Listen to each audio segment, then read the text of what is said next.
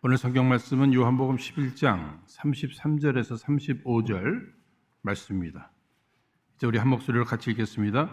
예수께서 그의 우는 것과 또 함께 온 유대인들의 우는 것을 보시고 심령의 통분히 여기시고 민망히 여기사 가라사대 그를 어디 두었느냐 가로되 주여 와서 보옵소서 하니 예수께서 눈물을 흘리시더라. 아멘. 오늘 이 시간에는 허락하신 본문의 말씀을 중심으로 눈물을 흘리시는 예수님이란 제목으로 함께 은혜를 나누고자 합니다. 먼저 이 시간 여러분들께 한번 여쭤볼게요. 나는 지금까지 한 번도 울어본 적이 없다 하시는 분 계십니까? 아무도 안 계실 거예요. 우리 인간은 태어날 때 울면서 태어나지 않습니까? 그러니까 우리는 한 번 이상은 다 울어봤어요. 눈물을 흘려봤습니다. 근데 우리나라에서는 남자는 살아가면서 몇 번 울어야 한다고 했죠? 3번 울어야 한다. 아주 3번만 울어야 한다고 이렇게 단정을 줘줬어요. 세상에 태어나면서 한 번 울고, 부모님 돌아가셨을 때 한 번 울고, 나라가 망했을 때 한 번 울고. 그러면 나라가 망하지 않으면은 태어나서 죽을 때까지 2번 울어야 돼. 태어날 때 한 번 울었죠. 또 부모님 돌아가신 분도 이제 다 우셨네요. 그래서 그런지 우리 한국 남자들은 눈물이 별로 없어요. 안 울려고 그래요. 아니 3번 이상 우신 남자들은 뭐 잘못되신 분들이십니까?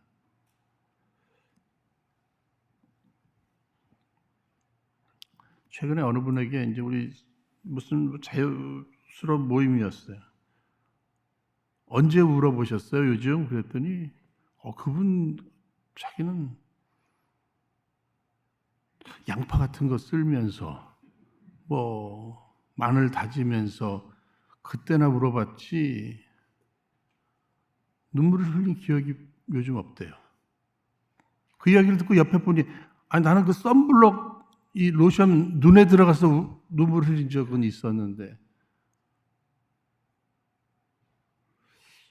여러분 우리 성도님들이 다 그런 분들만 계시는 게 아니에요. 그런 분들도 계셔요. 그런데 만나서 이야기를 나누면서 은혜, 사랑, 감사, 영혼, 구원, 천국, 영생 이런 단어만 들어도 눈에 눈물이 확 고이시는 분도 계셔요. 눈치편이 빨개져요. 사실 저는 이 한 달 동안에 우리 성도님들과 함께 예배하면서도 직접 보게 됩니다. 우리 장로님 대표기도 하시면서 눈물을 흘리시면서 기도하시는 것도 본 적이 있고요.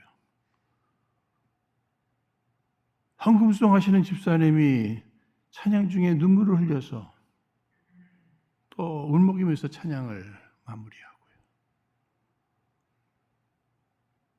예배 시작부터 찬송 부르시고 또 말씀 들으실 때 계속 눈물을 흘리시는 권사님도 계시고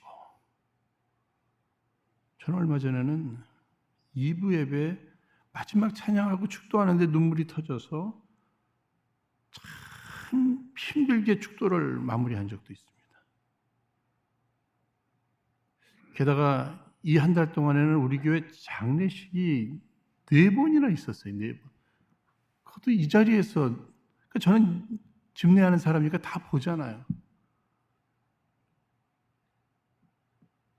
천국 환송 예배라고 타이틀을 붙이고 예배를 지금 드리는데 그 자리에도 계속해서 우시는 분이 계세요. 아니 유가족만 우시는 것이 아니에요. 저 구석에서도 우시고 이쪽에서도 우시고 그냥 우셔요. 그런 모습을 한 달 동안 이렇게 보면서 제 마음에 이 눈물이라고 하는 것에 대해서도 생각해 보면서 눈물을 주제로 해서 한번 말씀을 나누고 싶은 이 마음이 생겼습니다. 그런 가운데 눈물 가운데도 예수님이 흘리신 그 눈물을 주제로 해서 오늘 이 시간에 여러분들과 함께 은혜를 나누고자 합니다. 여러분, 눈물보다 더 내 마음을 잘 표현하는 것이 있을까? 인간의 감정을 가장 잘 표현하는 것이 눈물이라고 이렇게 생각합니다. 때로는 우리의 100마디보다 눈물 한 방울이 더 힘이 있어요. 여러분, 부부싸움을 합니다. 남편이 소리를 질러요. 거기에 더 크게 소리 질러요. 해결 안 돼요. 그렇죠? 그런데 그냥 아내가 우네요. 게임 끝났습니다. 여러분, 누가 이겼죠? 왜 울어? 왜 울어? 내가 뭐라고 했다고 울어? 미안하다고. 그만하자고. 여러분, 눈물은요, 뭐 대항하는 것보다, 소리 지르는 것보다, 그 많은 말을 하는 것보다 더 힘이 있는 것 같아요. 자녀들과의 대화 속에서도 마찬가지예요. 그렇죠?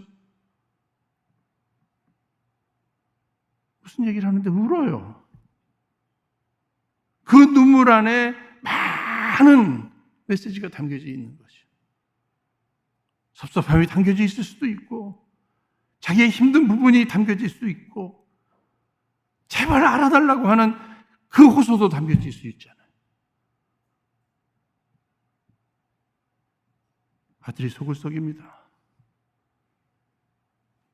그래서 밤새 놀고 아침에 들어오는 거예요. 그러지 말라, 그러지 말라, 아무리 얘기해도 말을 안 들어요. 그런데 그 아이가 변화됐어요. 나중에 알고 보니까 밤새 놀고 새벽에 들어가는데 엄마가 구석에 눈물을 흘리면서 기도하는 그 모습을 보면서 아들의 마음에 감동함이 생깁니다. 그동안 그렇게 말을 많이 했는데도 변화되지 않던 그 아이가 엄마의 그 눈물, 여기에 감동을 받는 거예요. 여기 변화를 얻게 됩니다. 여러분, 눈물에는 크게 두 종류가 있을 겁니다. 자신을 위해서 흘리는 눈물이 있고 다른 사람들을 위해서 흘리는 눈물이 있을 거예요. 근데 우리 예수님은 뭐 본인이 인자가 머리 둘 곳조차도 없다. 그래서 삶이 힘들어서 우시고 뭐 이런 내용들은 없어요. 그렇죠? 자신의 신세를 한탄하면서 그런 눈물도 없어요. 다 다른 사람들을 위해서 울어주셨어요. 그런데 우리는 또 다르죠. 나의 눈물의 모든 내용들을 살펴보면 거의가 다 내가 너무 힘들어서 내 신세를 한탄하면서 우리는 그렇게 많이 웁니다. 속상해서, 억울해서, 답답해서. 성경에 우리 주님께서 우셨다는 말씀이 최소한 3번이 나오는 거예요. 최소한.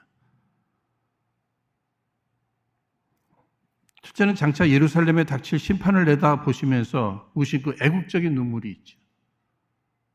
예루살렘 하시면서 우셨어요. 또한 십자가 사건을 앞두고 겟세마네 동산에서 통곡하며 기도하신 사명의 눈물이 있습니다. 사명 앞에, 십자가 앞에. 그리고 오늘 사랑하는 친구 나사로의 죽음 앞에서 우셨던 모습, 이렇게 분명히 나와 있어요. 근데 여러분, 성경에 예수님이 그 뚜렷하게 우셨다는 내용이 3번 나왔으니까 예수님은 3번만 우셨다. 아니, 우리도 3번만 아닙니다. 제 생각에 예수님 울고 우셨던 것 같아요. 많이 우셨을 거예요. 그 가운데 대표적인 몇 가지를 담아놓은 것이겠죠. 여러분, 예수님도 우셨어요. 과거에 제가 섬기던 담임 목사님, 그분 어머니가 돌아가셨어요. 그 목사님이 평상시에도 많이 우셔요. 그런데 어머니의 그 장례식에서 많이 우셨어요. 그런데 성도님들을, 저는 뭐 그분들이 저를 모르잖아요. 얘기하시는데 목사님 왜 우셔 저렇게? 왜 우셔? 우리 목사님은 천국에 대한 확신이 없으신가 봐, 영생에 대한 확신이 없으신가 봐, 이러면서 막 시험에 드시면서 그 이야기를 하셔요. 여러분, 예수님도 우셨습니다. 그러니 목사가 우는 건 이거 당연한 거고요. 어쩌면 예수님처럼 우리도 울어야 할 것이다. 그렇게 못하는 것이 문제죠.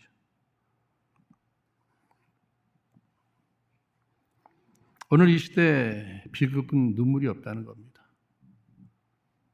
웃고 떠드는 일은 많이 있는데 함께 우는 일이 참 보기가 어려워요. 어느 성도님이 뚜렷하게 제게 말씀하셨습니다. 아니, 비슷한 말씀을 몇 분이 하셨어요. 왜 목사님 저는 눈물이 잘 안 나오지요?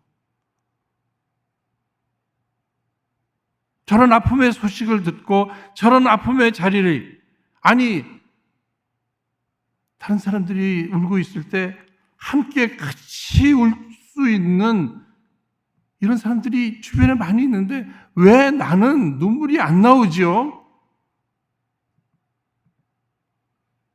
난 이런 내가 싫어요. 제가 공감 능력이 떨어지는 건가요?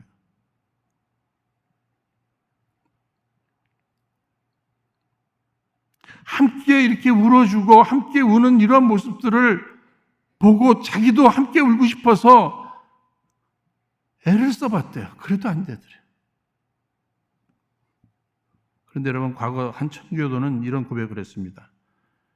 살아있는 신앙에게는 눈물샘이 마르지 않는다. 정말 살아있는 신앙인은 눈물샘이 마르지 않는다. 울 수밖에 없다. 그러니까 살아있는 신앙인이라면 눈물이 있다는 거죠. 왜? 우리 예수님이 우셨어요. 참된 신앙인은 예수님을 본받는 인생입니다. 예수님처럼 살아가는 거예요. 예수님을 따라 사는 거예요. 그러니까 눈물이 있어야 한다는 사실이죠. 하나님의 거룩하심 앞에 구원받은 우리들, 내가 거룩하니 너희도 거룩한 삶을 살아야 하는데 그러지 못하는 내 자신을 바라보면서 하나님 앞에 미안하고 죄송하고 부끄러워 울 수밖에 없죠.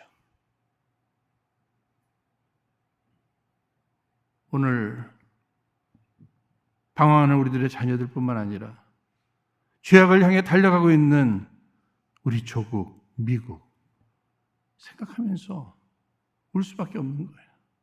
울어야 되는 거예요. 언젠가 중앙일보 종결안에 크리스찬이여 헐리우드를 위해 울라, 이런 타이틀이 있었어요. 이유는 무엇이겠습니까? 여러분, 헐리우드, 우리가 살고 있는 이 미국의 헐리우드의 영향력이 크잖아요. 그렇죠? 전 세계를 향하잖아요. 미국에서 자라는 아이들이요, 18살 될 때까지 미디어를 통해서 16,000번의 살인을 본답니다. 18살 될 때까지 16,000번 살인하는 것을 본다는, 20만 번 정도의 폭력을 본다는 거예요. 어릴 적부터 살인하는 것을 16,000번이나 보는 거예요. 그러니까 교내 총격 사건이 그냥 일어나는 겁니다. 누가 시켜서가 아니에요. 그런 것을 보다 보니까 이런 것들이 자연스럽게 나타나는 거예요. 이런 현실들, 동성연애 이런 현실들, 이런 것들을 바라보면서 우리 이민자들이요, 이렇게 드라마 같은 거 보면서 많이들 울잖아요. 그렇죠? 저는 우리 은혜로 성도님들은요, 드라마를 보면서 우셔도 괜찮아요. 건강하시다는 이야기입니다. 그런데 그때만 울기보다는 뉴스를 보면서 울 줄 아는 그런 성도들이 되었으면 좋겠어요. 뉴스에 이런 사건 저런 사건을 바라보면서 어떻게 이런 일들이 일어날 수 있단 말인가? 원인은 무엇이란 말인가? 그것으로 인해서 또 고통받고 있는 사람들, 이런 모습을 바라보면서 함께 우는 거죠. 살아있는 신앙인의 눈에는 눈물샘이 마르지 않는다. 지금 나사로의 죽음 앞에 예수님 우셨어요. 예수님은 하나님이십니다. 전능자셔요. 그분은 완전하신 분이십니다. 특히 죄 없는 인간으로 이 땅에 오셨기 때문에 자기의 죄로 인해서 우실 이유는 없어요. 그렇죠? 철저히 다른 사람들의 슬픔, 다른 사람들의 그 고통에 공감하시면서 울어주셨던 거죠. 예수님의 눈물의 의미는 무엇일까? 예수님은 사랑이십니다. 하나님은 사랑이시기 때문에.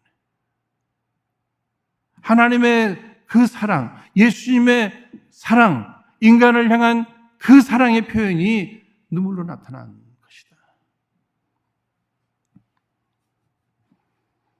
나사로의 죽음과 그로 인해 슬퍼하는 사람들을 보면서 그냥 우시는 거예요.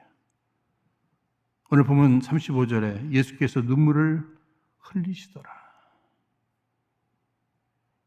여러분, 죽음의 이 사건은 슬픈 사건이죠.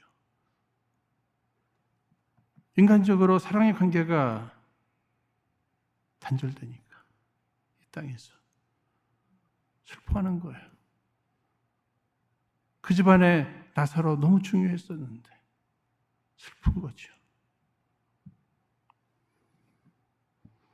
특히 33절에 보시면 예수께서 그의 우는 것과 또 함께 온 유대인들의 우는 것을 보시고 심령에 통분히 여기시고 민망히 여기시다. 여러분, 통분히 여기시다. 막 분노하셨다는.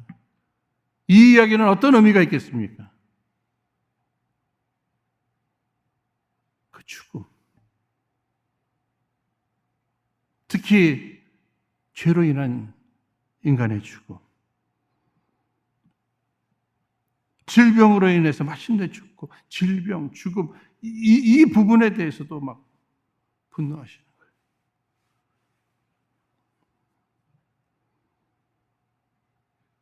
특별히 나사로의 죽음 앞에 슬퍼하고 있는 그 자매들, 함께 그 슬픔에 동참하고 있는 유대인들, 그들의 그 아픈 가슴을 공감하는 겁니다. 그래서 함께 우는 거죠. 그런데 놀라운 것은 예수님이 울어주실 때 그 상대는 눈물이 닦여진다고 하는 사실입니다. 그런 의미에서 하나님께서는요, 늘 우리들의 삶을 지켜보셨잖아요. 얼마나 힘든지, 얼마나 아픈지, 얼마나 속상한지, 얼마나 억울한지, 지금 얼마나 괴로운지 하나님은 다 아셔요. 그리고는 여러분들의 눈물을 닦아주시기 위해서 이 성전으로 이 주일에 여러분들을 불러주셨습니다. 내가 너를 위로해 줄게. 너의 그 아픔에 내가 공감하며 지금 울고 있다. 예수님이 지금 울어주시는 거예요. 여러분의 마음에 공감하시면서. 위로의 눈물, 사랑의 눈물입니다. 요한계시록 21장 4절 이렇게 말씀하십니다. 모든 눈물을 그 눈에서 씻기심에. 예수님은 우리의 아픔에 공감해 주시면서 함께 울어주실 뿐만 아니라 그분의 눈물은 우리의 눈물을 씻어주시는 눈물이란 말이에요. 더 나아가서 우리의 눈물을 씻겨주실 뿐만 아니라 우리의 슬픔을 기쁨으로 바꿔주시는 분이에요. 오늘 이 예배 시간을 통해서 우리 주님의 눈물을 만나시고 주님이 흘려주시는 그 눈물로 말미암아 여러분들의 모든 상처들이 치유함 받고 눈물이 변하여 기쁨이 되시기를 주의 이름으로 축원드립니다. 저는 몇몇 성도님들의 고백을 들었습니다. 슬픔을 당하셨어요. 고통을 당하셨습니다. 괴로웠습니다. 함께 예배를 드리는 가운데 위로를 얻으셨어요. 말씀을 통해서 위로를 얻으셨어요. 그리고는 고백합니다. 목사님, 이제 저 안 울게요. 안 울 수 있을 것 같아요. 이 문제로는 안 울어도 될 것 같아요. 우리 주님이 알아주셨어요.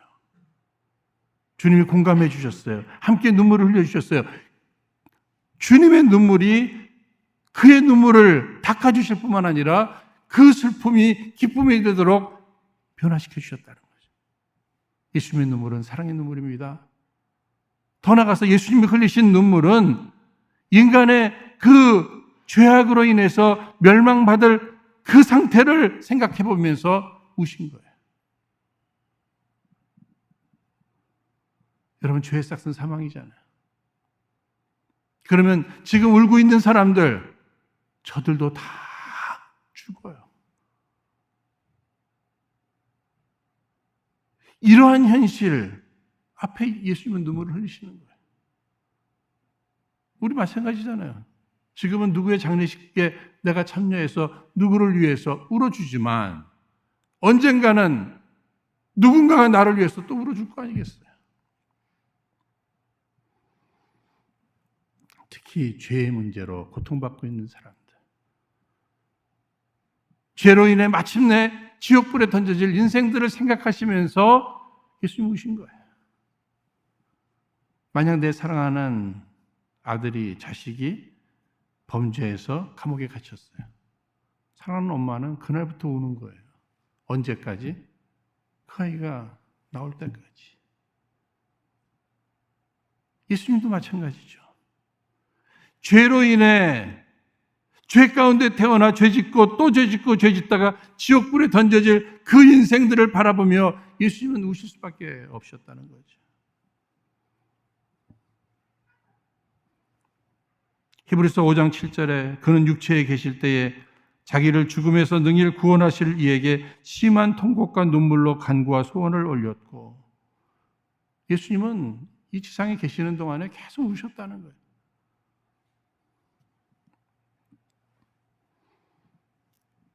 예수님 마침내 대속의 십자가를 져주셨습니다. 약속대로 3일 만에 부활하시고 승천하셨어요. 지금은 하늘 보좌 우편에 계십니다. 저는 지금도 울고 계실 것 같아요.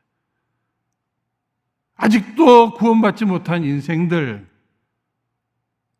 아직도 죄 가운데 멸망을 향해 달려가는 그 인생들을 바라보시면서 우실 것 같아요.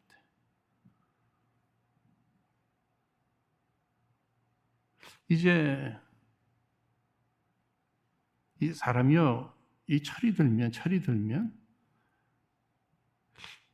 부모님이 어릴 적에는 나 때문에 많이 우셨잖아요. 이 철이 들면 이런 각오를 합니다. 이제부터는 우리 엄마 눈에, 우리 아버지 눈에 나로 인해서 눈물을 흘리게는 하지 않겠다. 이런 각오들 하잖아요. 오히려 지금까지는 많이 눈물을 흘리셨지만 이제는 눈물이 아니라 웃게 해드리고 싶다. 여러분, 더 이상 예수님이 눈물을 흘리지 아니하시고 웃으실 수 있도록 우리가 해드릴 수 있는 일이 있다면 무엇일까? 오늘 이 땅의 교회와 주 앞에 부르심을 받은 성도들이 복음 전파해서 영혼 구원하면, 지옥 갈 인생을 천국으로 인도하면 예수님 더 이상 우시지 않고 오히려 기뻐하시리라 믿습니다. 그 일을, 그 사명을 오늘 우리가 받은 거죠. 예수님께서 부활 승천하시면서 우리에게 맡겨주신 지상명령, 이 땅 끝까지 복음 전파하는 일 아니겠어요? 이 일이 이루어질 때 하나님 영광 받으실 거예요. 우리 예수님 기뻐하실 거예요. 오늘 우리들 주 앞에 쓰임받는 또 기쁨이 있게 되리라 믿습니다. 영혼 구원하는 일, 저는 그런 차원에서 전 세계에 흩어져서 복음을 증거하시는 선교사님들, 그들의 눈물, 그들의 땀, 그들의 수고, 한 영혼이 구원될 때마다 우리 하나님이 얼마나 기뻐하실까?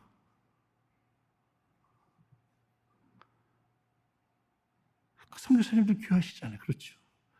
저는 그래서 축도할 때마다, 여러분들이 느끼실지 모르겠습니다만, 축도할 때마다 단 한 번도 빠짐없이 흩어져 있는 모든 선교사들의 사명의 역사 위에 주님이 함께 해달라고 축복하며 기도합니다. 내가 직접 나가서 그들에게 복음을 증거하지 못하지만 그들이 그 일을 감당함으로 내가 그들을 위해서 두 손 들어 축복할 수는 있잖아.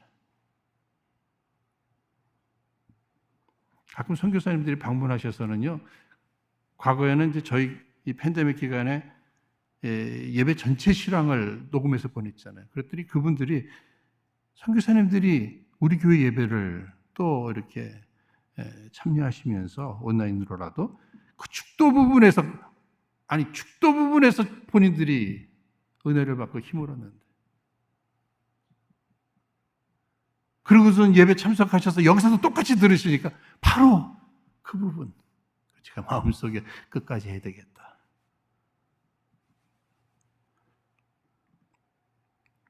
저는 늘 이런 생각을 해요. 내가 큰 일은 감당하지 못해도 그 작은 그 한 부분이라도 내가 감당해야지. 이번에 브라질을 제가 다녀오지 않았습니까? 동생 김수환 목사가 정말 하나님의 은혜 가운데 이 선교관을 완공하고 헌당 예배를 드리는데, 형인데 뭐라도 해야 되잖아. 그렇죠? 형이 섬기는 교회에서 뭐라도 해야 되는데 어느 부분이라도. 그래서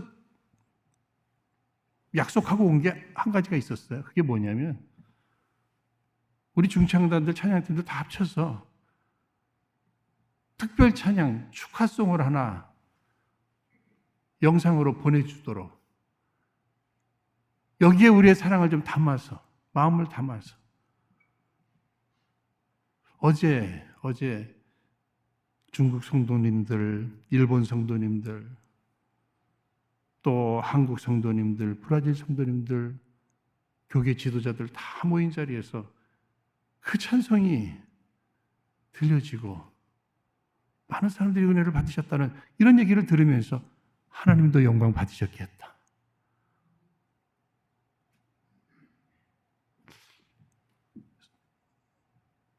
거기에 대해서 선교사는 힘을 얻었다는 거예요. 위로를 얻었다는 거예요. 그래서 앞으로 더 열심히 사역을 하겠다는 이런 얘기를 들으면서, 그렇지, 우리가 직접 나가서 못하는 일을 할지라도 내가 물질을 보내든지 기도를 드리든지 아니면 내게 허락하신 그 은사와 시간을 통해서 어떤 한 부분이라도 참여하게 된다면 그것이 우리 주님의 눈에서 눈물을 우리가 이제는 성숙해서 닦아드리면서 그분을 기쁘시게 해드릴 수 있는 일이 아닐까. 그 찬양은요, 오늘 헌금송 시간에 한번 또 틀어드릴게요.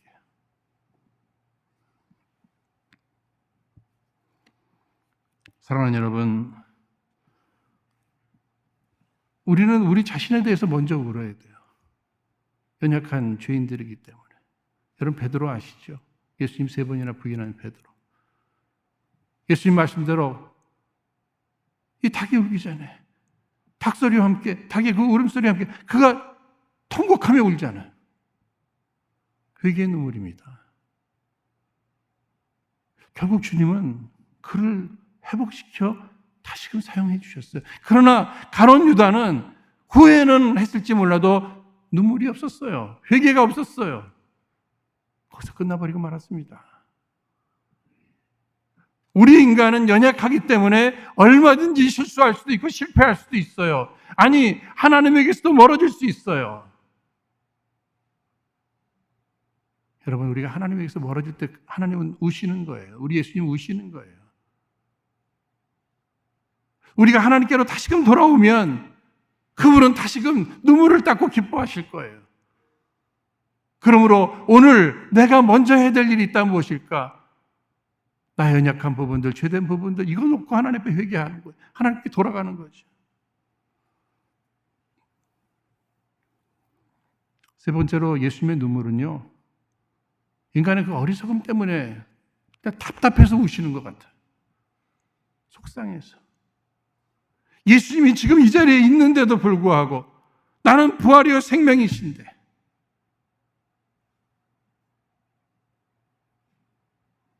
주님은 지금 나사로가 자고 있다, 깨어날 것이다 다 말씀하시는데도 불구하고 그것을 전적으로 믿지 못하고 울고만 있는 이러한 현실 앞에서 주님은 답답해서 속상해서 우시는 거예요. 여러분 자녀들을 바라보시면서 막 답답하실 때 있죠. 말귀를 못 알아듣고 계속 곁길로 나가고 이럴 때 속상하잖아요. 왜 쟤는 왜 저러니? 그러면서 우시잖아요. 인간의 어리석음. 아무리 인간이 공부를 많이 했다고 해도 사회적 경험이 많이 있고 높은 자리에 그가 군림하고 있다고 할지라도 하나님 살아계심을 믿지 못하고 예수가 누구이신가? 그분이 그리스도이고 구원자가 되신다.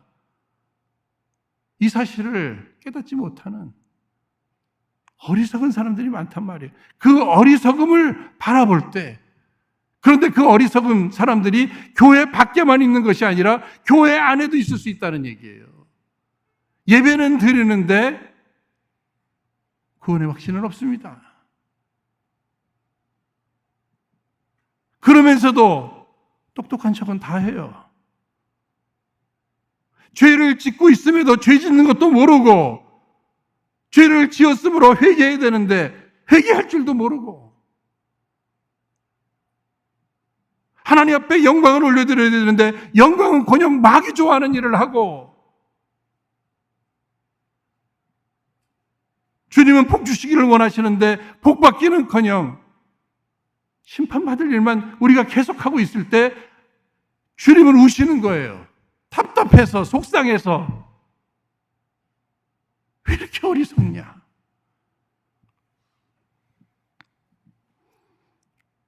우리가 성경을 더 공부하고요. 더 열심히 기도하는 이유는 어디에 있는 겁니까? 어리석지 않기 위해서가 아니에요, 여러분.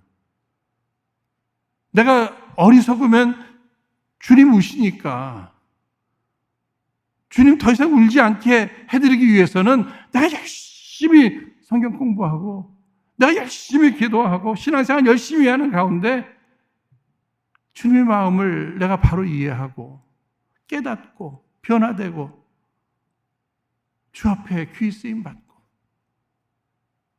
여러분 그러려고 우리가 신앙생활도 열심히 하는 거예요. 이제는 우리에게 주어진 의무가 있습니다. 우리도 예수님을 본받아 함께 울어주는 이 사명이, 이 특권이 오늘 우리들에게도 주어졌다고 하는 사실입니다. 지난달 우리들의 위대한 신앙의 선배들은 형제의 아픔에 동참하고 그들의 구원을 위해 눈물을 흘리면서 헌신하며, 아니 목숨을 걸고 사랑을 실천했습니다. 모세는 자기 이름이 하나님의 책에서 지워지더라도 자기 백성의 죄를 사하여 주시기를 눈물로 간청했어요. 바울은 자신이 비록 그리스도에게서 끊어지는 일이 있을지라도 골육 친척이 구원받기를 눈물로 기도했습니다. 저도 소원을 한번 갖고 싶어요. 예수님처럼 눈물 흘릴 줄 아는 목사가 되고 싶어요. 내 목회 현장에 눈물이 좀 더 많았으면 좋겠다. 공감력이 좀 더 뛰어나서 성도들의 아픔 앞에 함께 아파하며 울어줄 수 있는 이런 목사.